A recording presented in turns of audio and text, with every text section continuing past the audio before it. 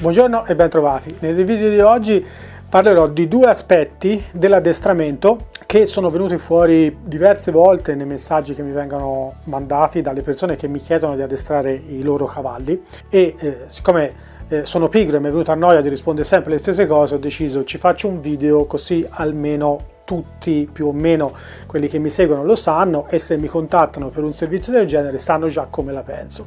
Poi è chiaro, caso per caso va analizzato meglio, però diciamo questa è un po' la mia visione per quello che riguarda l'addestramento. Non è solamente la mia visione ovviamente, ma è anche un po' quello che ho visto attraverso l'esperienza di questi ultimi decenni. Ma ci vediamo tra un attimo.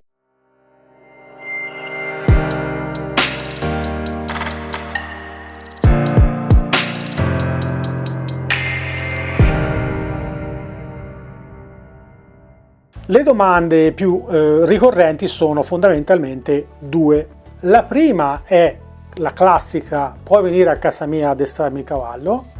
E la seconda è: ti porto il cavallo, quanto ci metti a farmelo così quest'estate vado in passeggiata con lui? Ecco, ci terrei in maniera particolare a affrontare prima di tutto la prima parte, quella dell'addestramento a domicilio, che è una domanda abbastanza ricorrente questa, proprio anche giusto l'ultima settimana me ne sono arrivate due, che in poche parole viene chiesto semplicemente a me di andare a casa del proprietario del cavallo e addestrarglielo una volta alla settimana, 2 volte alla settimana, 3 volte al mese, poi dipende poi in base a un po' l'idea della persona che si è fatto dell'addestramento.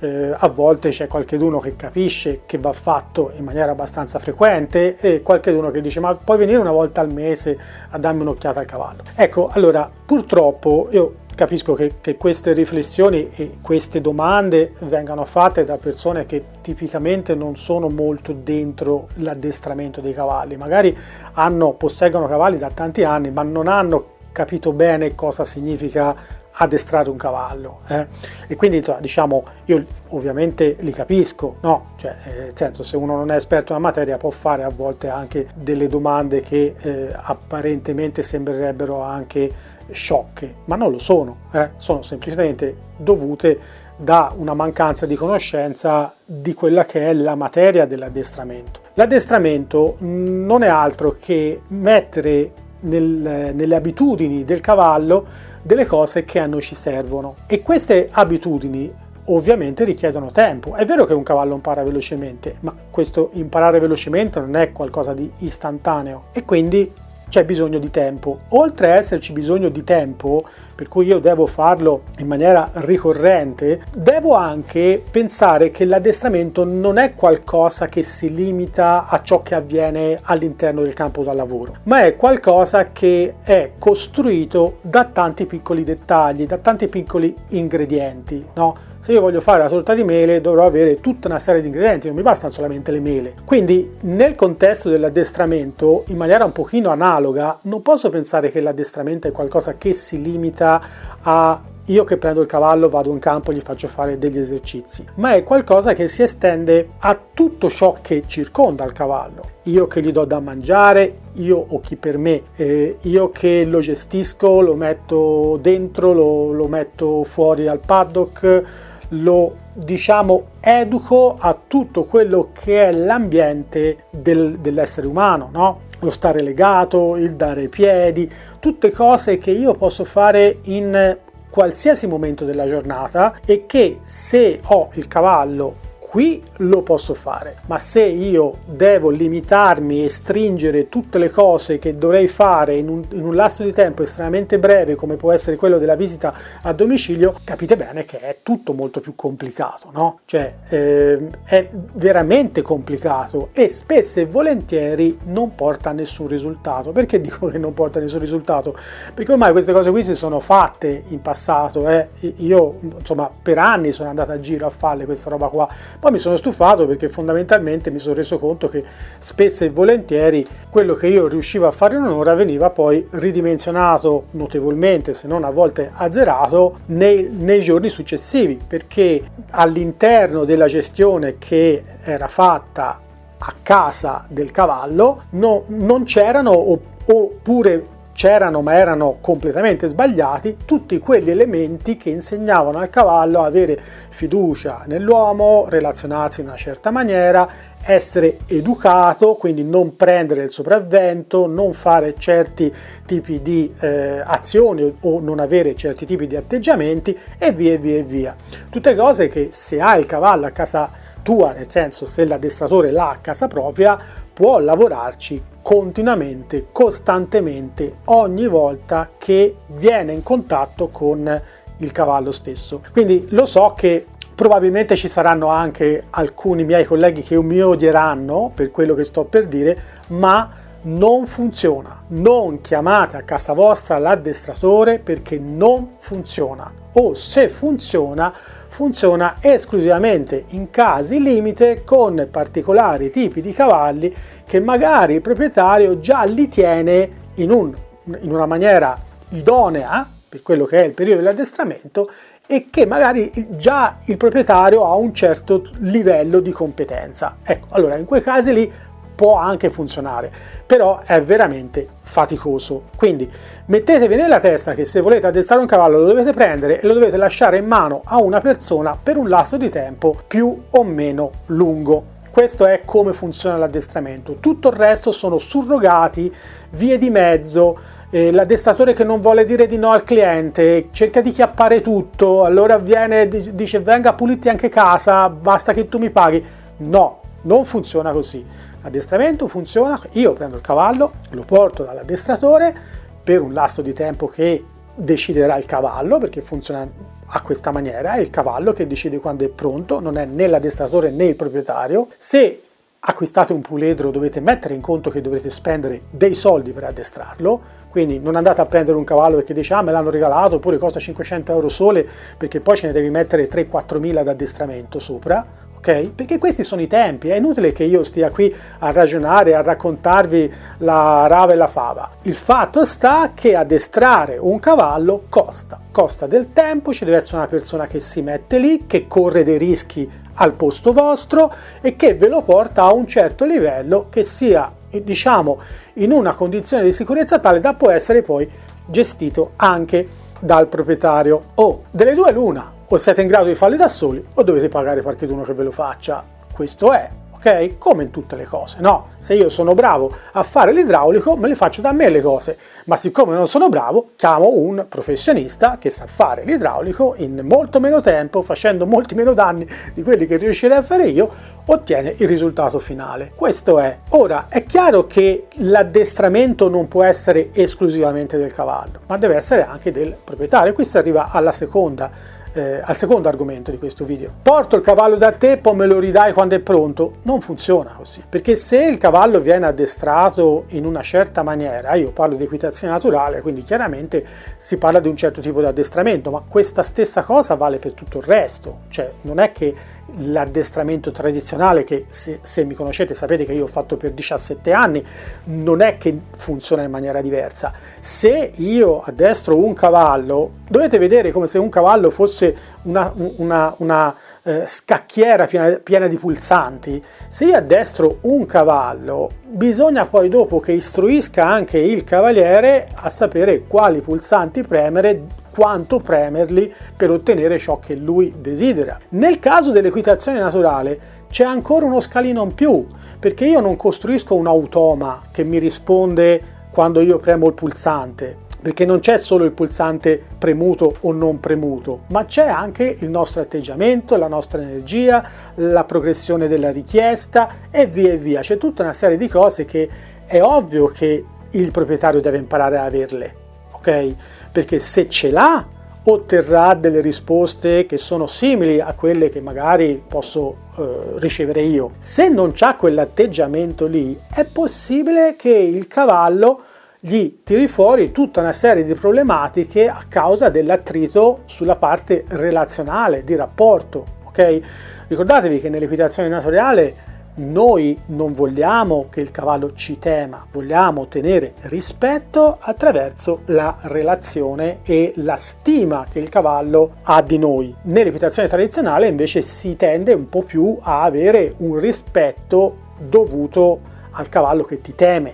ok? Quindi diciamo che nel caso dell'equitazione tradizionale entro certi limiti può anche funzionare, che io porto il cavallo a qualcheduno e poi dopo quando lo riporto a casa è talmente con lavaggio del cervello quel cavallo lì quasi lobotomizzato che per un periodo di tempo probabilmente funzionerà anche al proprietario. Dico per un periodo di tempo perché poi solitamente i cavalli sono come delle molle, quando io li schiaccio stanno lì fin tanto che si sentono schiacciati, poi quando li lascio un po' del tempo là da soli, oppure chi diciamo li usa ha un modo di gestirli molto diverso, ecco che questa molla piano piano ritorna nella sua forma iniziale, ecco che io mi trovo un drago sputafuoco che mi vuole ammazzare ogni volta che lo prendo in mano, anche a causa dell'addestramento prepotente che c'è stato prima e di conseguenza con la mancanza di voglia da parte del cavallo di creare un rapporto e una relazione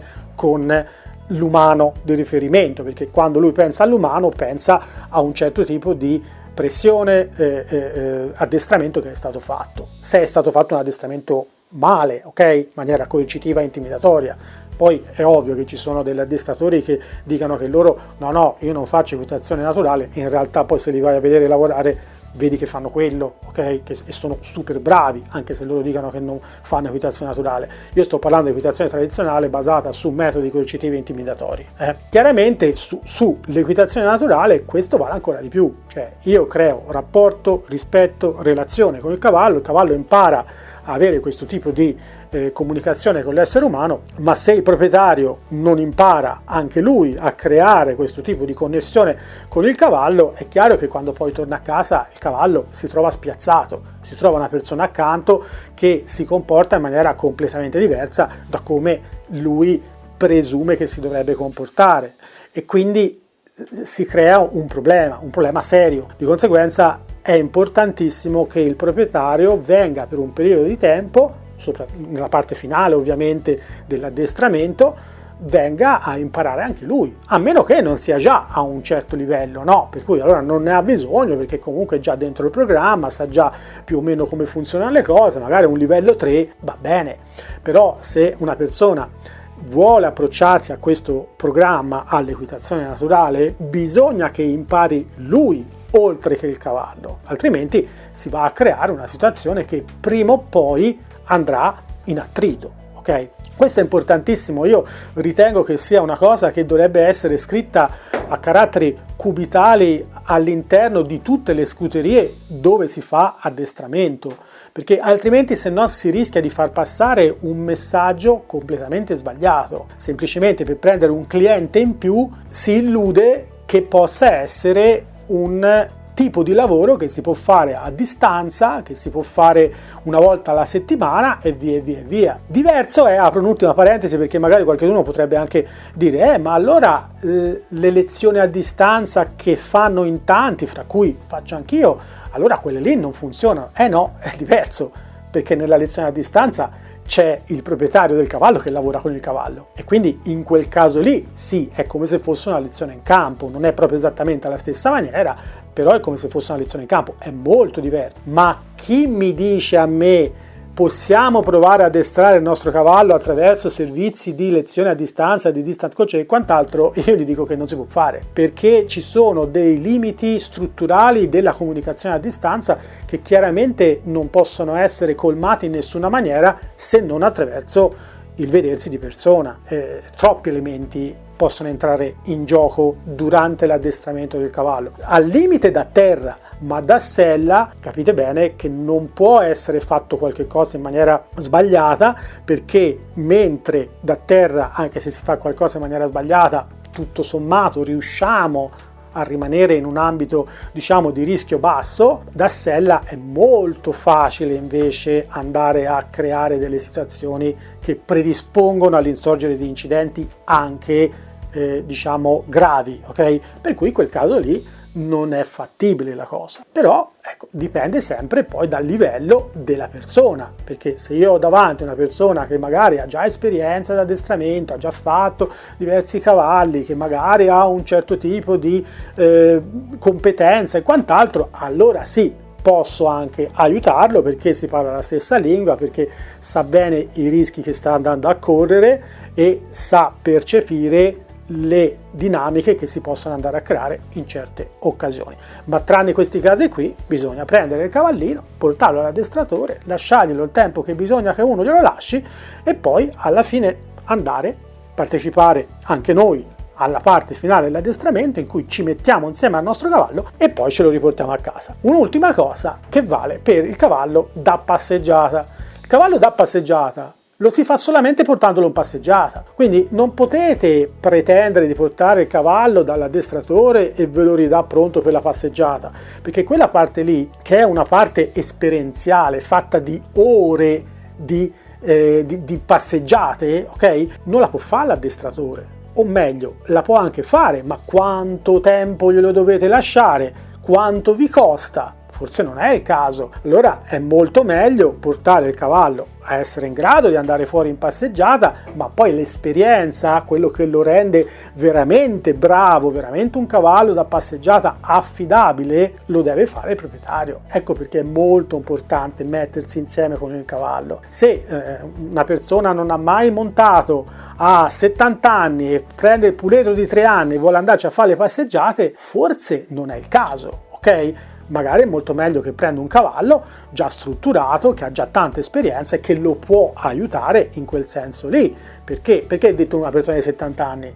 Perché una persona di 70 anni è più facile che si faccia male se cade rispetto a un ragazzo di 25, ok? È così che funziona purtroppo, nel senso, io ne ho 56, lo so bene, quando cadevo a 20 anni il giorno dopo neanche me ne ricordavo. Ora se cado per una settimana mi fa male la schiena, mi fa male l'anca, mi fa male qui, mi fa male là. Quindi è normale che più che si va avanti e più lo stesso incidente viene visto in maniera completamente diversa. Quindi magari per quella persona c'è bisogno di un cavallo che abbia già tanta esperienza, in modo che l'incidente può sempre capitare, ma è meno probabile. Capite?